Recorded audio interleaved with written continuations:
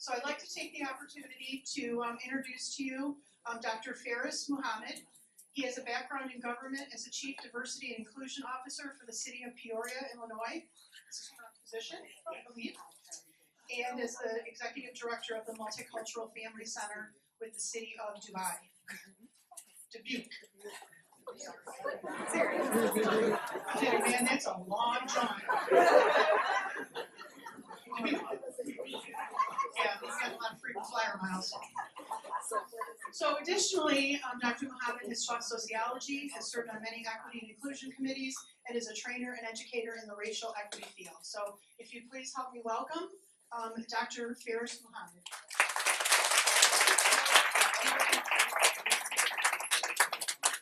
Well, thanks for the introduction. Good evening, everyone. Thank you all for being here. This is makes a large statement to see this kind of a turnout first and foremost. I know during my initial interview, I told the committee that I've never been more excited in my life to apply for a position, and that's a true statement. That was my first time ever saying that, and you all coming out to show the support for this type of position, this type of office, further kind of makes me feel even more comfortable and happy that I applied for this position, regardless of who gets it. I think seeing this type of community support is very important. It's a big deal. And as I get through my slide, you'll see me substantiate these claims that I'm making now, as far as what I believe as far as community engagement, things like that. So as far as the presentation, I'm going to try to be brief. I more so am interested in the question that you all have. I like presentations sometimes, but I'm more so concerned about hearing real thoughts and questions and concerns from the people. So just jumping right into it as far as the interview questions go. What is your vision for racial equity in Washtenaw County over the course of 3 months? Cut my mic?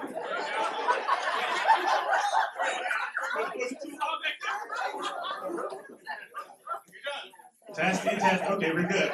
Everybody can hear me good? Okay, good. So what is your vision for racial equity in Washtenaw County over the course of 3 months, 6 months, 5 years, and 10 years? And I put up this right here, there's a slide right here as far as using a racial equity lens. I think throughout this entire process, it's critical that a racial equity lens is provided and infused throughout the tenure or duration of all these times, just in general, period. And so next, as it relates to using a racial equity lens, I think that's highly relevant and important for this line of work. And if we can go to the next slide. I'm not sure who's controlling the slide. Am I? You are. Okay, good. I don't know how we jumped to the person, okay.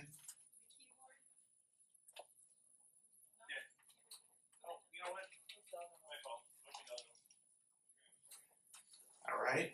This one? I'm gonna be sure. Okay, I got you. Maybe.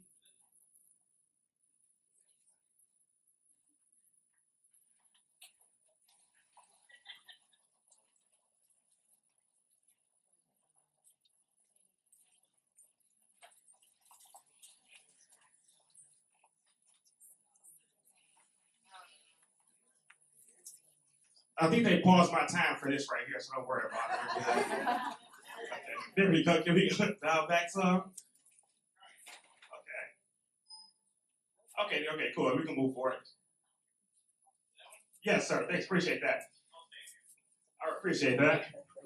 So, going for the racial equity lens, moving on to the definition, I think it's always important that we use language or share language, right? How do you provide an operational definition for the term racial equity? Of course, I use a definition that's provided in the Washtenaw County Equity Policy.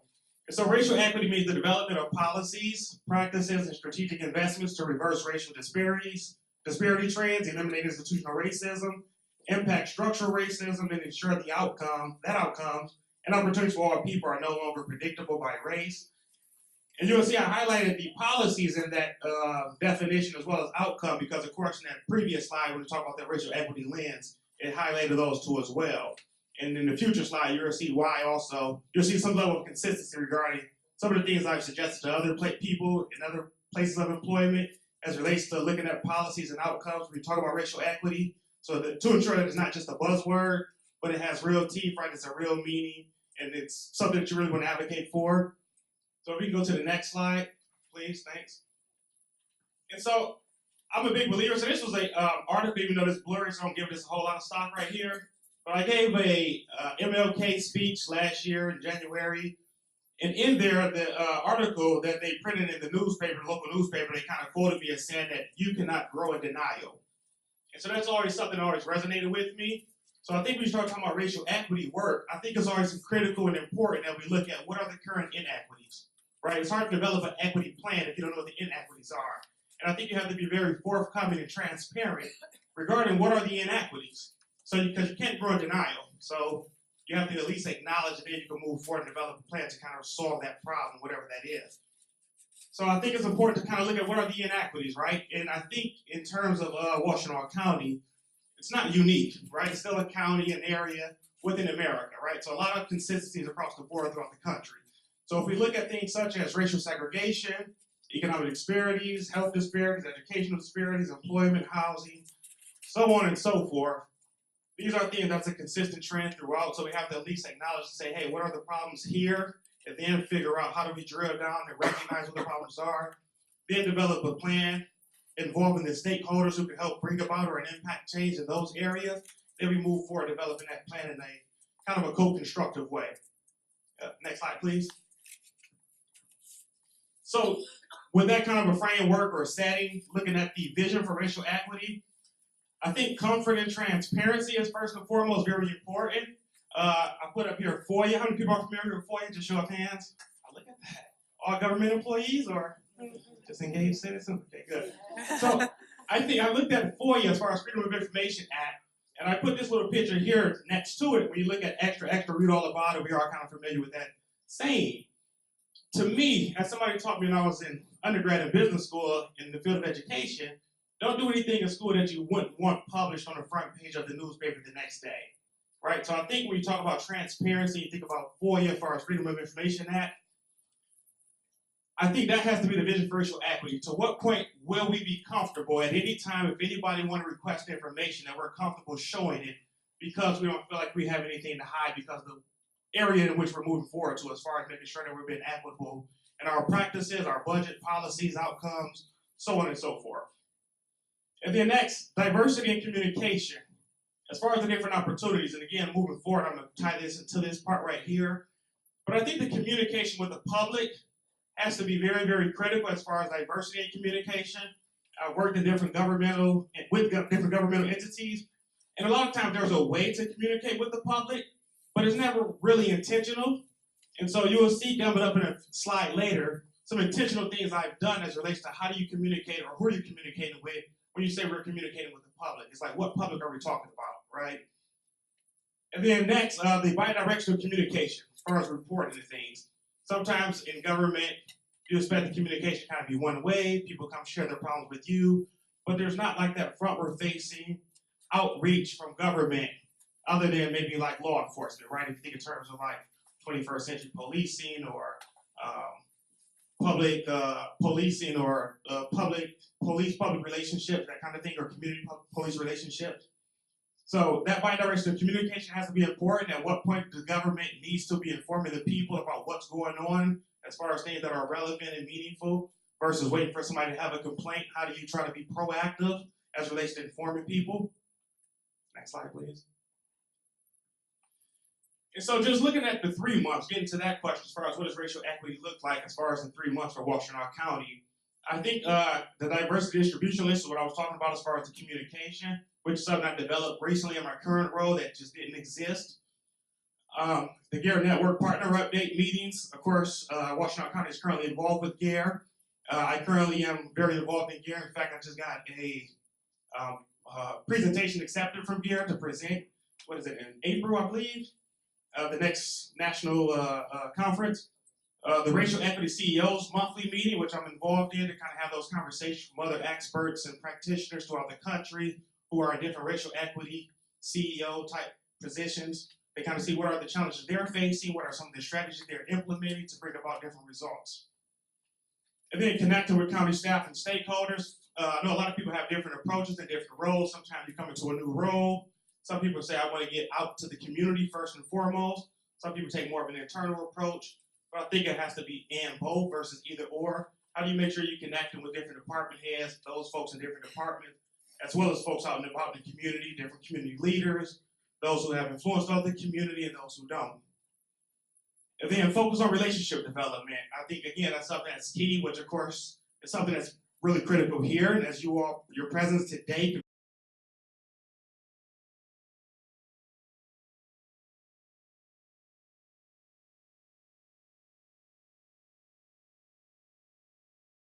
email, it was kind of talking about from economic and racial disparities in 6 U.S. cities.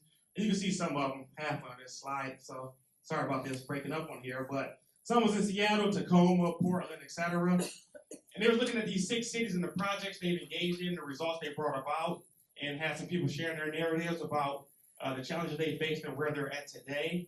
And for me, I think in 10 years, when you think in terms of positive results that can be garnered, to me, I see Washtenaw County as being the authority on racial equity in 10 years, to where we're receiving a lot of national attention and the go-to person.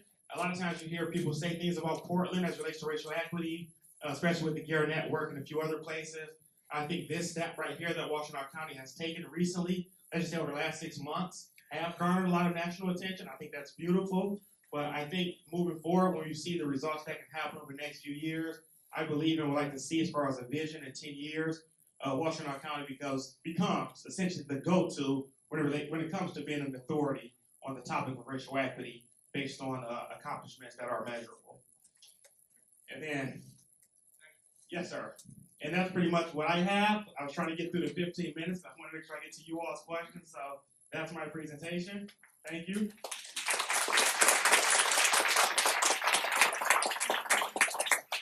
you very much. So as we said before, there were note cards. I don't know if you had an opportunity to get up and get another note card or something that you might want to ask a question. If you can jot those down, and Anna and Nina will be coming around again to pick those up. But we have a couple of questions just to start off. All right.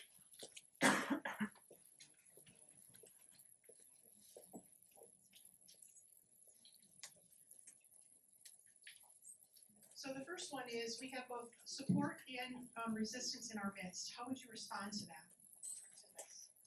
To the support and resistance, I think that's standard. I think in anything that you're doing, as far as especially well, research shows people are resistant to change, right? Change is a hard thing for a lot of people. So I think anytime you're trying to figure out a difference, you're going to be met with some resistance. So I think as far as the support, you capitalize. I think it's important to capitalize on that support that you do have and develop more momentum in a positive direction. As far as the resistance, I guess it would depend on what type of resistance is being faced. I know for the committee, I sent out an email to show, like, one time I gave a lecture with the MLK speech that I referenced earlier. And in the middle of my presentation, I was having some technology issues, which of course is kind of common in some cases. Like tonight, I didn't want to say anything, so thanks I am. But in the middle of giving a presentation, it was an MLK breakfast, 400 plus people in attendance. People paid $25. Not really to hear me speak, it was really the food that was there.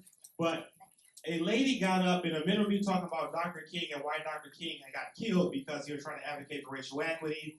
And in the middle of that, microphone and a pop-up happened on the computer, so there was a pause, and there was like dead silence in the room. A white woman stood up, she approached the podium, and she said, "I'm glad Dr. King did get killed, because he created a lot of racial tension in our country. He got people dating interracially. Nobody needs that." And she kind of went on. And eventually 2 people stood up and kind of tried to usher her out. And she got to screaming even more. There were some articles printed and some video out there. You can look it up. But as she was saying, I kind of stood there and I looked at her. I was kind of listening. Okay, what do you have to say, I guess? But the crowd started booing and saying, "Ah, boo, boo." And I'm just like, hey, we're not going to feed into the negativity, right? And after that, I said, hey, we're not going to feed into negativity. We're in a good space this morning. Let's not let any type of negativity kill our spirits. I said, let's use that as a testimony to the work that still has to be done based on racial equity, and as a testimony for the things that Dr. King stood for. Let's use that as an example, as a constant reminder that we do have long ways to go. So I think there's positive ways that you can always respond to resistance. I think you shouldn't lose sight of your vision because somebody else don't see your vision yet and hope that they come along. Maybe they won't. Thank you. One other is, this work requires someone who is resilient and can persevere. How do you sustain yourself in the work?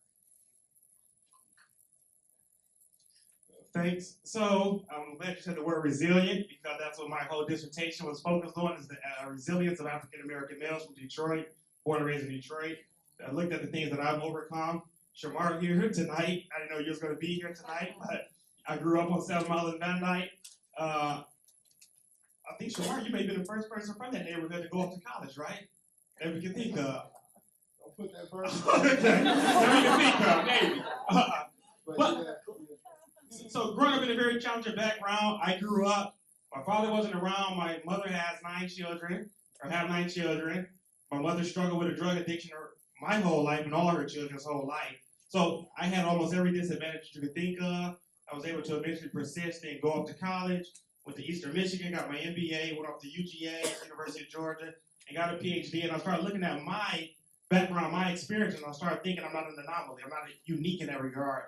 Many of us experience many challenges and overcome those challenges, but those stories are often never told inside literature and educational literature specifically. And so I started looking at where are the positive stories and positive narratives of Black people who've overcome different challenges. So when it comes to resilience, I did a lot of research on that. And I guess based on the way I was raised and brought up, I think a lot of those skill sets are transferable. And you can transfer those skill sets in many cases in a positive way and make positive strides in any type of work. That's how I look at it. This one's from a member of the audience. How will you quickly build relationships with people and institutions in our community to help support this work? Well, I live in this community, so I know some connections already that's here, but for me, I just like to get on about the community. When I see or hear somebody's name, I send an email, I go connect with those people, whoever that is, the organization.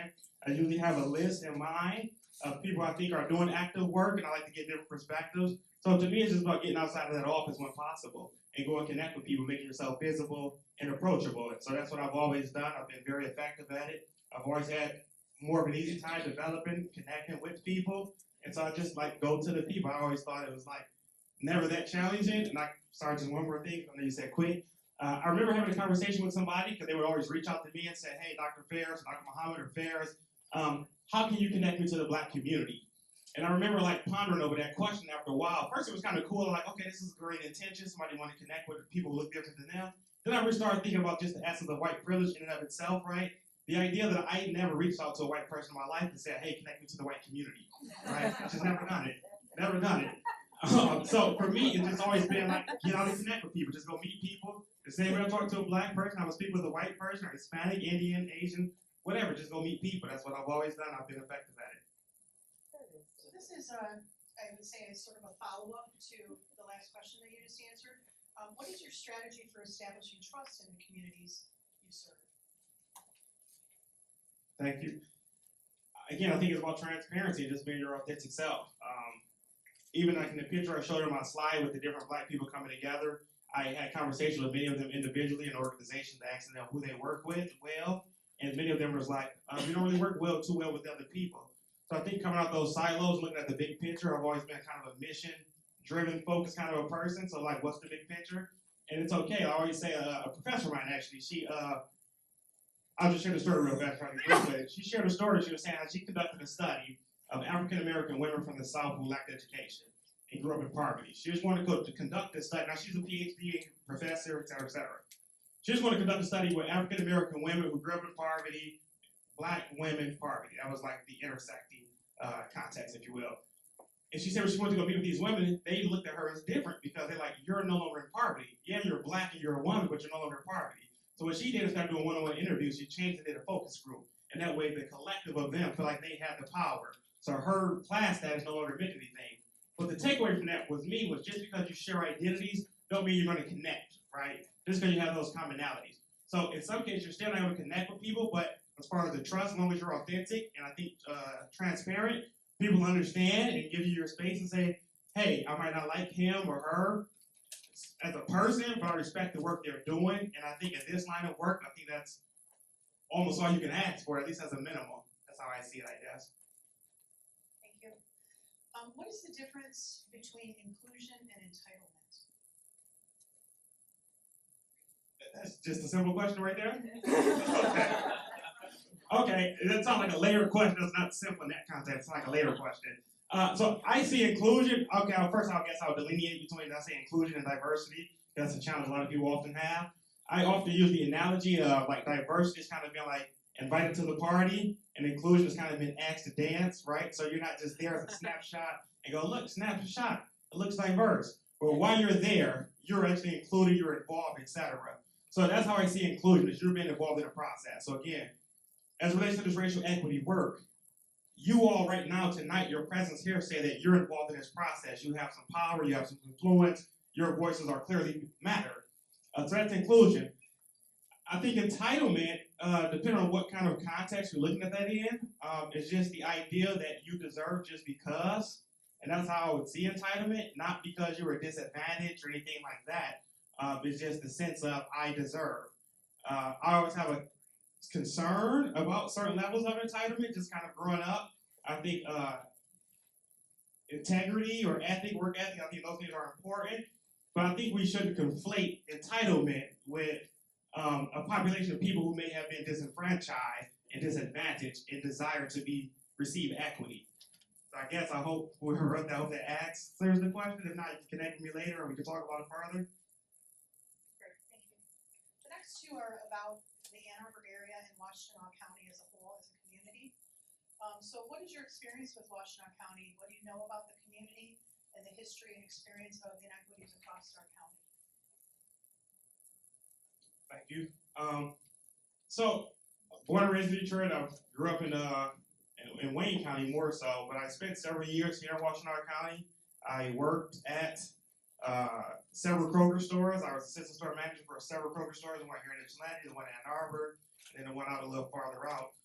So I worked at Kroger's. I went to Eastern Michigan. I lived here for several years. I owned and operated my own tutoring service here in Washtenaw County. So I've had my fair share of experiences in sports discrimination here in Washtenaw County. So I feel as if I'm very familiar with Washtenaw County. I wouldn't say I'm an expert, of course. So I'm looking to constantly learn more about Washtenaw County. But again, as I mentioned earlier, I think in many ways, as far as what type of challenges that are facing Washtenaw County, I don't think it's unique as it relates to some of the challenges that's facing this country. I think many of the same challenges related to inequities are kind of within the fabric of this country. So I think Washtenaw County, as I stated before in my initial interview, taking such a bold stand to move forward and really address specifically racial equity issues, I think that's just amazing. So I'm very familiar with many of the challenges here in Washtenaw County. I wouldn't say I'm an expert, of course, but I lived here, I've worked here, I played here, I have relatives who still live here, and I have nieces who grew up here, etc. Great, thank you. So the next set of questions that we had is that you have a short tenure in your current position. I think you said you began was it last August? Yep, correct. So the question about you've been in your current position less than 1 year. Why do you want to be considered for this particular position in Washtenaw County, and what will you leave undone in your current position? You might have to remind me of like a 3-part question. So you might have to remind me of one of those other parts stuff. It wasn't as simple. It was layered, spelled out, if you will. So as far as let's repeat the person for me, please. So you've been in your current position less than a year.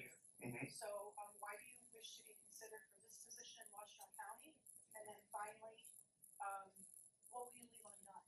Okay. In your current position? Yeah. So I guess I'll try to approach that several different ways. Hopefully I remember everything. So in my current position, as I showed in that slide about the email I sent out to all the other department heads and other staff members related to kind of focusing on racial equity. So my title currently is Chief Diversity and Inclusion Officer. So nowhere in my title is equity, right? And it's not really necessarily a focus for me to focus on racial equity. I just find it hard to really tackle challenges related to diversity and inclusion if equity is not really a focus. So I've always been very, very passionate about specifically addressing racial equity issues.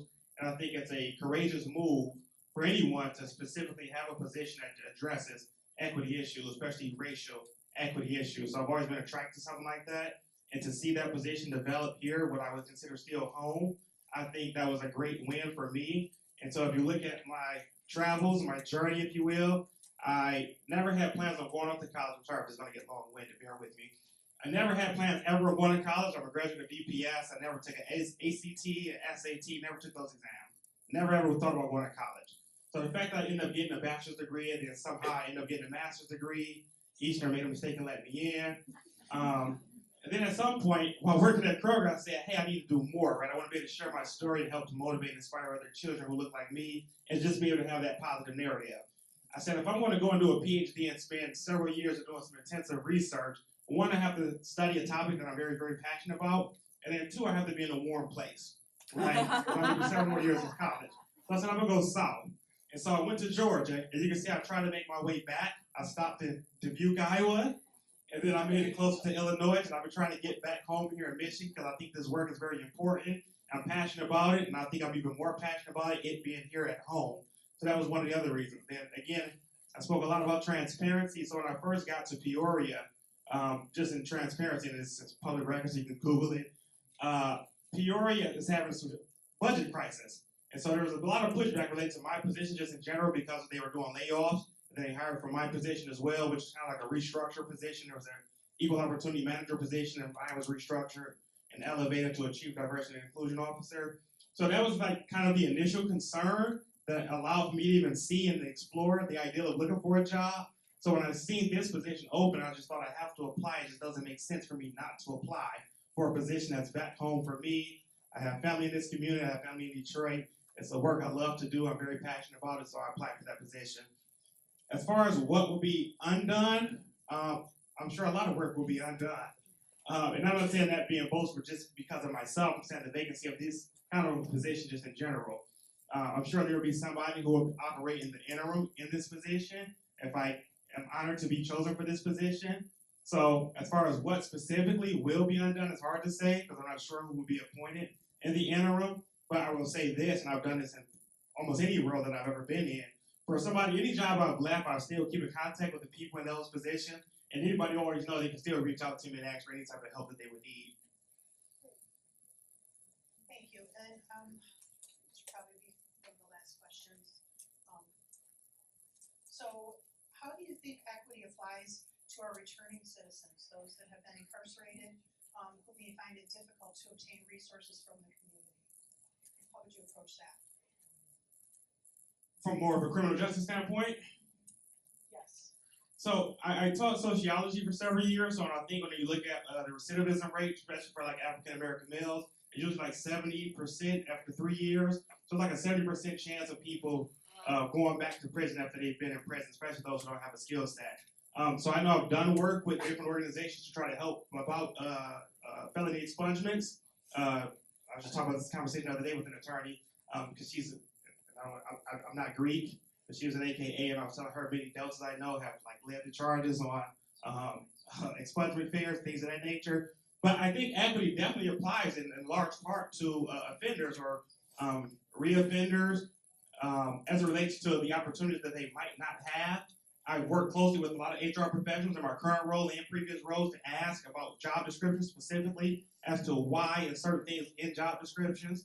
Just for an example, if you look at a lot of job descriptions, well, two things that I'll take issue with. It's going to connect back to get to the offenders. I call it, so Chris Rock, so bear with me here, it's not going to go far left field somewhere, but Chris Rock actually had a joke that I thought had a lot of relevance to it in this line of work. And he was talking about in this joke, he talked about the ideal of like minimum wage. He was talking about the ideal of minimum wage as essentially advocating for slavery. He said that minimum wage essentially argues that I would pay you less, but it's illegal, so I can't, right? So I have to at least pay you this. And so to me, when I look at certain job descriptions, I see at the bottom of a job description say something like, we don't discriminate on the basis of race, class, gender, et cetera, et cetera. It's like that's the minimum that I have to do, otherwise. So I always talk to HR professionals, say, hey, can't we front load that instead of having something like that at the back end? Can we put it at the front? We encourage all people to apply despite your race, gender, so on and so forth. Also, inside job application, I often spoke about, like a lot of job applications may say, for an example, that you need a driver's license. Well, if the issue is transportation, you got Uber, you got Lyft, some people bike to work, some people walk to work, some people get dropped off at work. So the issue is that they really need a driver's license or they need to be able to get to work in a timely fashion and to be reliable. So I think when you look at this all ties back to, again, when you look at certain people who have a certain criminal background, is what they was arrested for or charged for, is it relevant to the line of work they're doing? If it's staff, I can understand you not want to put somebody in the treasurer's office, right? But if that has nothing to do with the line of work they're applying for, then I don't understand why they can't be rehabilitated. And I know a lot of people, of course, who had their fair share of run-ins with the law, and they have overcame that and are noble citizens, and they have displayed resilience to be better people as far as like getting some sense of trouble. And again, when you look at the arrest records of many African Americans, a lot of Hispanics, so on and so forth, people of darker color, I've seen people discriminated against based on arrest records versus criminal records. And when you look at traffic stops and all the research that's out there about disproportionate pullovers, arrests, longer sentencing, so on and so forth, marijuana charges, etc., I think that's definitely an inequity that faces a lot of people of darker skin color. So I think that's a major role as far as advocating for racial equity. This is the last one. Okay. And it has to do with job descriptions. Okay. So, what are your thoughts about this position being titled as an officer and not a director when the role is equally a department head?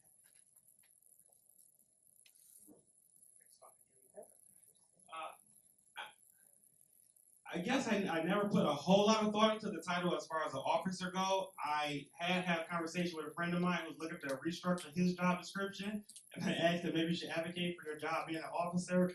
If this person's job title is coordinator, and you're trying to look for like a supervisor role, and you thought he was going to be met with some resistance, so you can't be a supervisor. I said, why don't you ask for your job description to be an equity officer, et cetera, et cetera. Sometimes the term officer can have a negative connotation that relates to policing, right? But I think that's only if you operate with a certain negative framework as relates to policing. And I've talked to police officers recently about this as well, because they, in Peoria, we have live-in resident houses where officers live in a certain house within the community to try to go with that whole like police-community relationship. And many people are on the police community relations committee. Interesting way to frame it. So anyhow, I think that if you look at policing in a more positive light versus kind of the negative, punitive kind of an approach to community, I think then sometimes the officer can have more of a negative connotation, but I still see it as positive. I think somebody has to be charged with monitoring, overseeing this line of work as relates to equity. I don't think it can be something that's just kind of out there in the air. It needs to be an intentional focus on ensuring that deadlines and metrics, et cetera, is being hit. So I think there is a policing element to it, to making sure that people are properly abiding by things that's related to equity. So I still like the title. I do like the title. So I don't see an issue with the title, though. Thank you so much. We appreciate you being here, and appreciate, again, we have quite a group that has come to make the room to make room for everyone. We're going to now take a 15-minute break, and